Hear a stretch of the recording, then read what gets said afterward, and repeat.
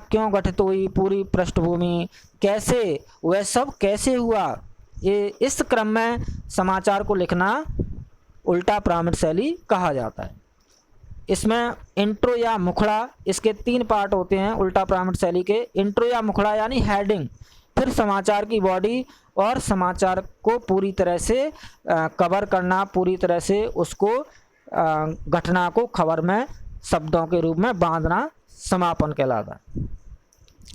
ये समाचार का खबर का एक उदाहरण देख सकते हैं उल्टा पिरामिड शैली का। बालू घाट पर एसडीओ का धावा, 4 वाहन हुए जब्त। अब देखिए क्या क्या हुआ। बालू घाटा पर धावा किसने किया, कौन, एसडीओ स्मृता कुमारी। कब, रविवार रात को। कहाँ, जैतगढ़ स्थित कांटाबिला। कैसे, बालू घाटों पर अचानक धावा मारकर। क्यों, बालू घाटों की बंदोबस्ती फरवरी में समाप्त होने के बाद भी गैर कानूनी तरीकों से बालू लादा जा रहा था। बालू मीन्स रेत, यानी कुछ लोग गैर कानूनी तरीके से रेत को चुरा कर और मार्केट में, बाजार में बेच रहे थे, जिसका एसडीओ के द्वारा विरोध किया गया, उनके वाहनों को जब्त किया गया। तो यह जो समाचार है वो पूरी तरह से उल्टा पिरामिड शैली में है और यह समाचार लेखन की काफ़ी लोकप्रिय शैली है। बच्चे कुछ हिंदी समाचार पत्र आप देख सकते हैं जो काफ़ी लोकप्रिय हैं। समाचार पत्र को लोकतंत्र का चौथा स्तंभ और प्राण माना जाता है, क्योंकि यह समाचार पत्र ही, मीडिया ही एक सुंदर और अच्छे लोकतंत्र का निर्माण करता है।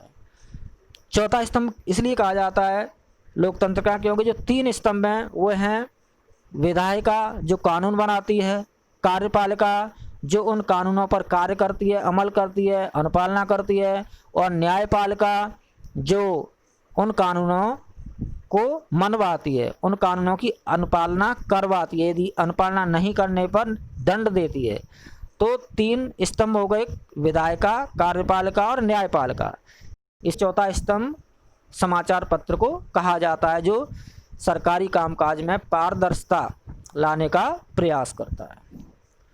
एक और आप उदाहरण देख सकते हैं यहाँ पर उल्टा पिरामिड शैली का। एक दिन में 25 करोड़ वृक्षारोपण से रोजगार देगी योगी सरकार। उत्तर प्रदेश के मुख्यमंत्री योगी आदित्यनाथ ने जुलाई के प्रथम सप्ताह में वन महोत्सव के अवसर पर पूरे प्रदेश में किसी एक दिन 25 करोड़ वृक्षारोपण यानी वृक्ष महाकुंभ का लक्ष्य निर्धारित किया है। पौधरोपण के लिए गड्ढे खुदाई के कार्य में प्रवासी कामगारों और श्रमिकों को भी शामिल करने की योजना बनाने का निर्देश मुख्यमंत्री योगी आदित्यनाथ ने दिया है। तो ये जो समाचार है वृक्षारोपण का योगी सरकार के द्वारा, ये पूरी तरह से उल्टा पिरामिड शैली में लिखा हुआ है, ये आप देख सकते हैं। उल्टा पिरामिड शैली लेखन प्रक्रिया, एक बार हम इस उल्टा पिरामिड शैली की मुख्य बातें डिस्कस करते हैं। समाचार लेखन की उल्टा पिरामिड शैली के तहत लिखे गए समाचारों की सुविधा की दृष्टि से मुख्यतः 3 हिस्सों में विभाजित किया जाता है: मुखड़ा या इंट्रो या लीड, बॉडी और निष्कर्ष या समापन। इसमें मुखड़ा या इंट्रो समाचार के पहले और कभी-कभी पहले और दूसरे दोनों पैराग्राफ को कहा जाता है। मुखड़ा किसी भी समाचार का सबसे महत्वपूर्ण हिस्सा होता है, क्योंकि इसमें सबसे महत्वपूर्ण तथ्यों और सूचनाओं को लिखा जाता है।